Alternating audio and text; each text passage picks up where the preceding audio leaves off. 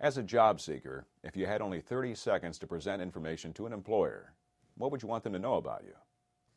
Well, out of that question, which I asked many years ago, came a little card. It was, think of it initially as a 3x5 card. And what could you pack onto a 3x5 card in the way of information to create a positive impression with an employer and yet to give them some details to consider you? Well, it turns out that ends up being called a JIST card. One of the most effective job search tools you can use is this little item called a JIST card. JIST cards are usually printed on 3x5-inch cards that capture the core information an employer is looking for. They contain your name, contact information, job objective or position desired, and your key skills and accomplishments.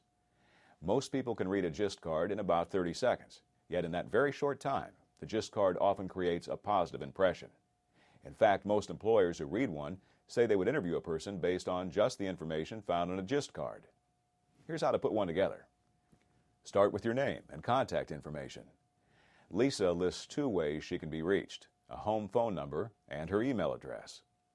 You want a job objective. So you can say it as simply as that on your little card. You say job objective. And then say, seeking position as. You want to be very, very short in what you're writing. It could be as simple as a general job title. It could be something like general office or management or sales in a retail environment.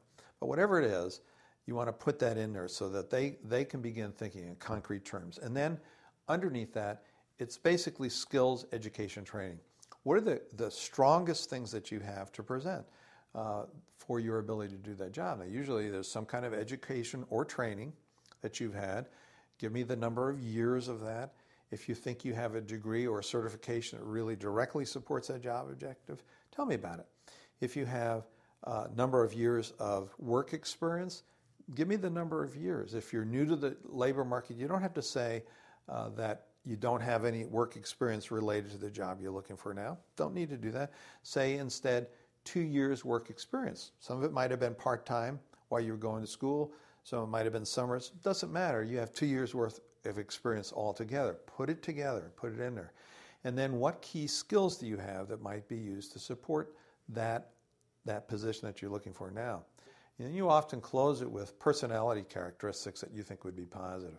Willing to work any hours, willing to work weekends, willing to relocate. Some positive characteristics about yourself that make you a little bit more flexible than the next person. Again, it's very short.